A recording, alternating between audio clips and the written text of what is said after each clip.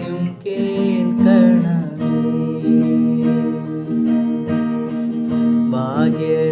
ഭാഗ്യവീരരെ നിത്യവും കാത്തിടാൻ കേൾപ്പേഴും താങ്ങായി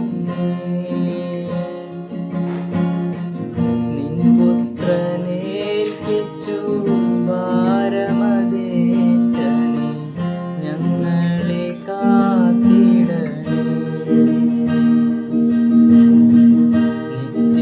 നിത്യസഹായം നീ എന്നുള്ള ബോധമീ ഞങ്ങളിലാഴമായി